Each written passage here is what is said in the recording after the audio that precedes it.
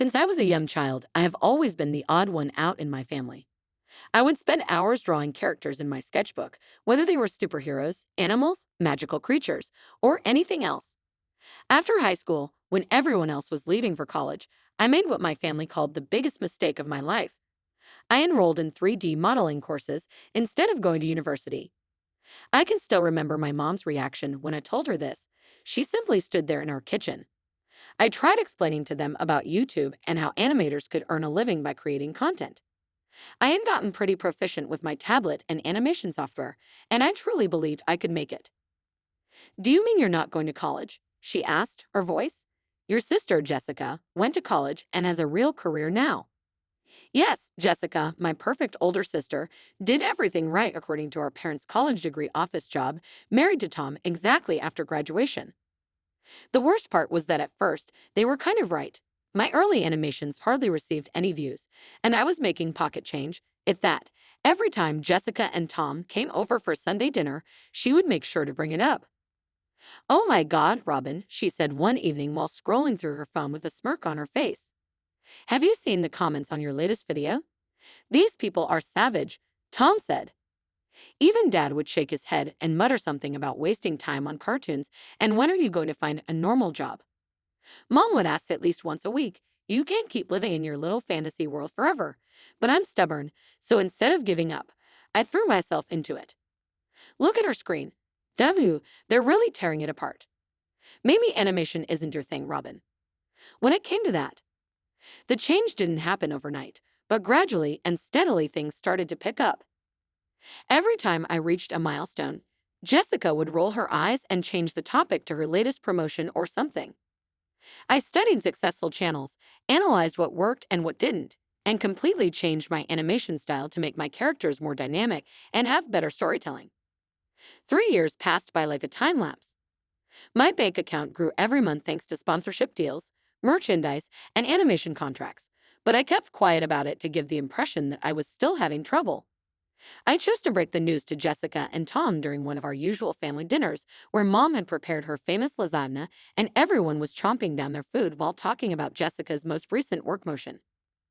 I put down my fork and said, "I'm moving out next week. I've rented a flat."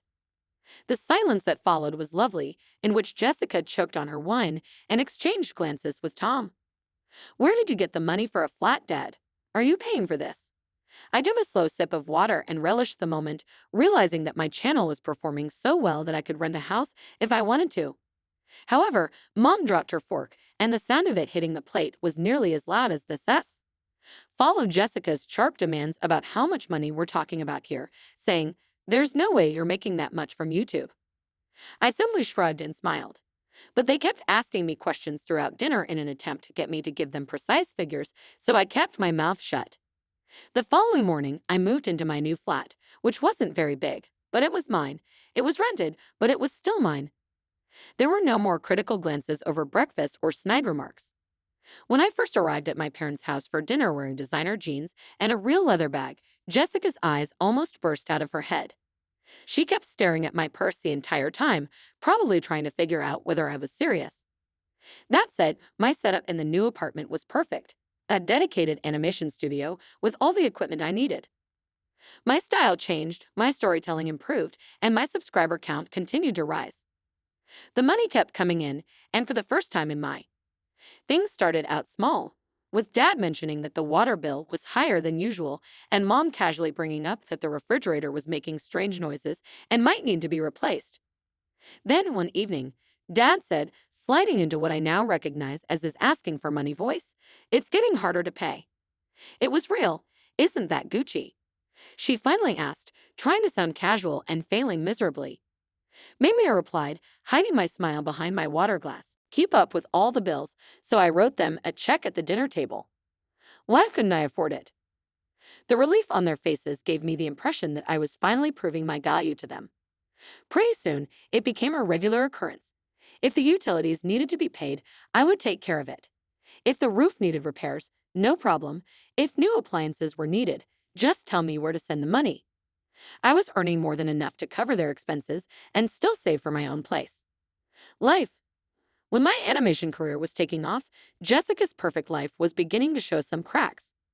She became pregnant with her first child, and Tom's salary suddenly stopped looking impressive.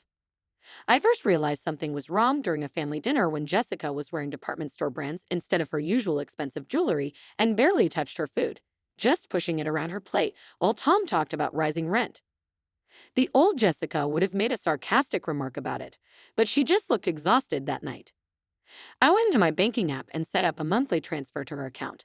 Not a big sum, but enough to ease the pain. I didn't tell her it was from me at all. Prices are so expensive now, Jessica said, bouncing her fussy baby on her knee, nappies, formula, clothes, and other items. They grow out of everything so quickly. I caught her looking at my watch, a little indulgence I'd bought myself to celebrate hitting 5 million subscribers. When I turned 26, I decided it was time to step up my business. Working from home was fine when I was alone, but I had bigger plans, so I rented out an entire floor in a downtown office building, floor to ceiling, with windows, modern furniture, and the works.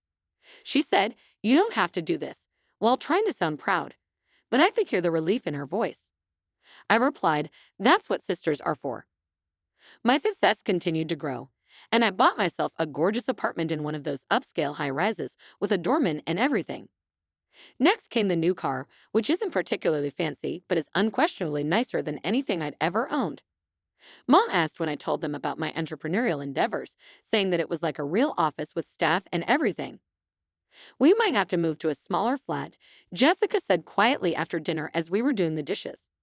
Tom had lost his job a month earlier and was working on contract work that barely covered their current bills, so I could see the worry in her eyes when she announced she was pregnant again. I had never dreamed of owning a home before, and I was even beginning to look at houses, thinking maybe it was time for something bigger. I immediately said, "Don't worry about the rent, I'll cover it," and suddenly I was responsible for paying my sister's rent. The same sister who used to make fun of my little cartoons now lived in an apartment that was funded by those cartoons, and she stopped making crude remarks about my career choices. It's incredible how money can alter people's opinions. Our Saturday family dinners had returned to being a regular occurrence, and I would drive over to my parents' every weekend. House where Jessica, Tom, and their children would already be waiting. The food was always delicious, the children were adorable, and everything appeared to be fine on the surface, but there was a new pattern. Mom would say, watching my reaction over her coffee cup, "Tommy is growing so fast," and Jessica would add, "He needs a whole new wardrobe for school." With the baby, there was always something broken: school supplies, medical bills, the house, or the washing machine. When Dad mentioned one Saturday that the roof needed work before winter and that the repairs weren't even subtle anymore, I always said, "Yes, why wouldn't my latest merchandising deal alone cover their expenses for a year?" It also felt good to be able to see their relief when I wrote another check or made another transfer one night while watching them all around the dinner table, Mom serving. Dessert Dad was telling one of his old jokes about Jessica's kids messing up their ice cream, so I thought we should take a family vacation. I proposed a 2-week trip to Hawaii, and you should have seen their faces. Mom actually dropped the serving spoon, and Jessica whispered, as if she was worried that saying it too loud would make the offer disappear. "Are you serious?" All of the family's expenses were covered, and the trip was incredible, watching Jessica's kids build, and my parents enjoyed it. Their 35th wedding anniversary was approaching, and I wanted to do something special. Since they had driven the same minivan for over 10 years, it was looking old. I went all out for the anniversary party, bringing food from their favorite restaurant, new clothes for them both, decorations, and more. Their first sandcastle even made Tom seem to relax for the first time in years. Mom cried when we had to leave. When it came time to give them gifts for their milestone, I gave them a small box with a bell on it. When Mom opened it, she saw the car keys and looked puzzled for a moment. "What's this?" she asked. "Look out the window." I told them that a brand new SUV with a large red bell on top was parked in the driveway. It wasn't the most expensive car, but it was safe, comfortable, and had plenty of space for groceries and the grandchildren. They gave me a tight hug that made me feel a little bit. It was a calm Saturday morning 2 weeks after the anniversary celebration, and Mom and Dad had gone shopping in their new car, excited to take it for a spin.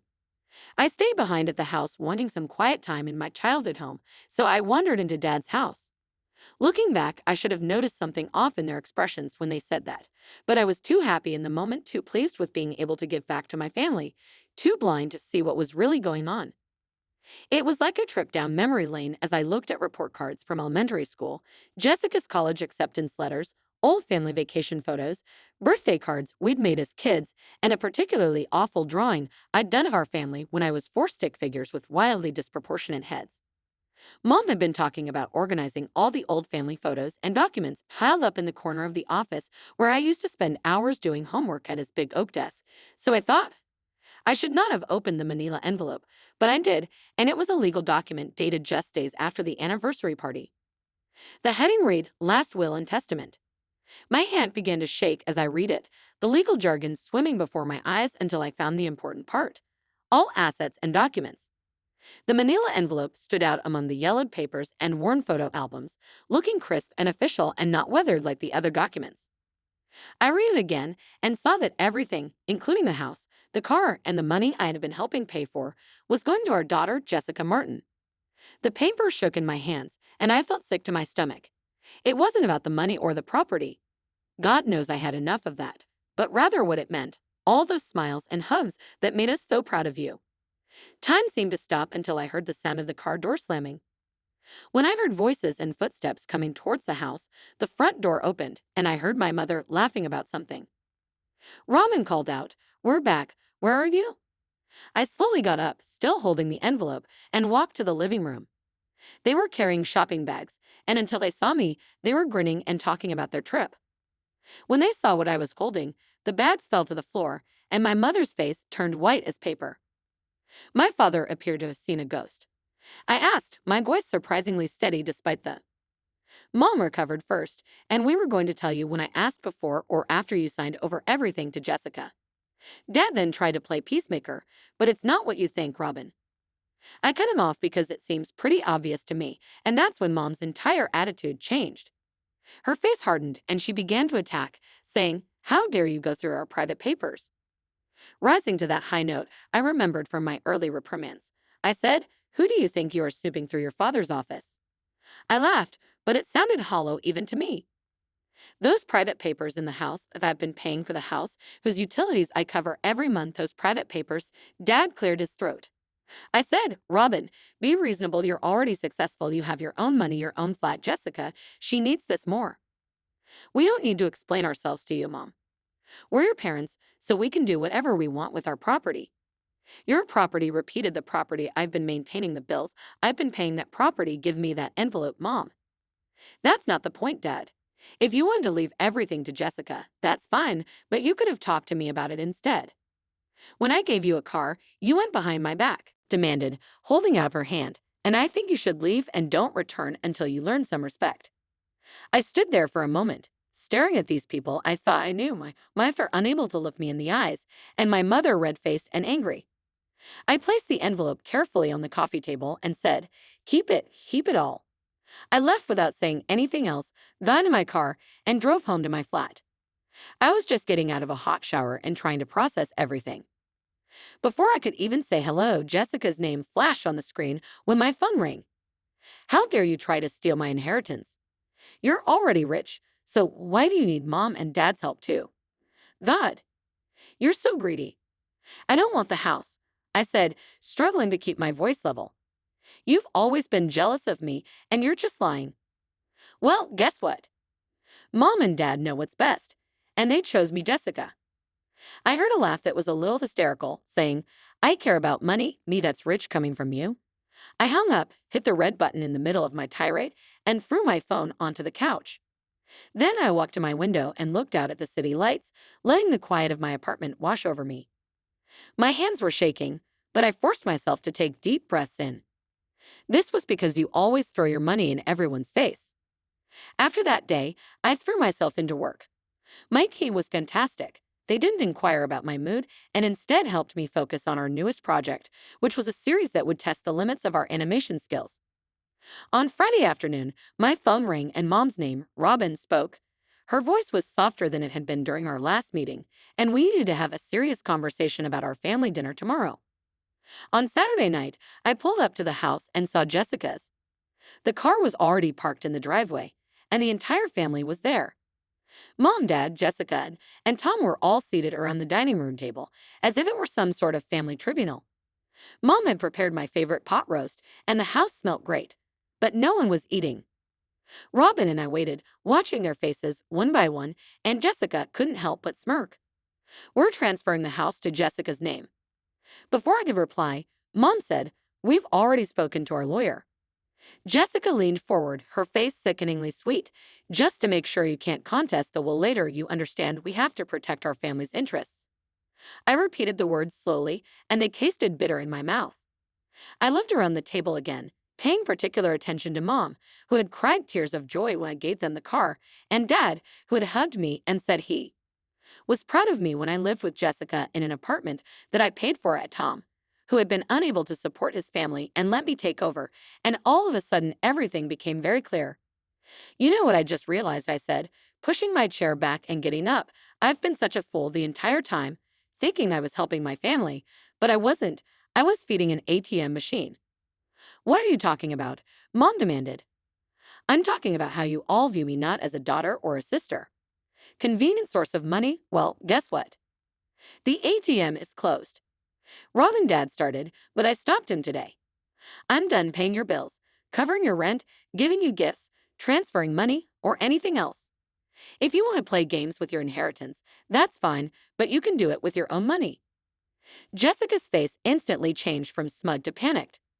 "Watch me, Robin. Be reasonable," I said, raising her voice where your family is. They all began screaming at once, Mom crying, Dad calling my name, Jessica screaming about how selfish I was, Tom trying to talk about the kids, and their voices followed me down the hallway. But I didn't stop. My phone kept buzzing for days after dinner, texts, calls, voicemails, and everything from guilt-tripping to outright hostility.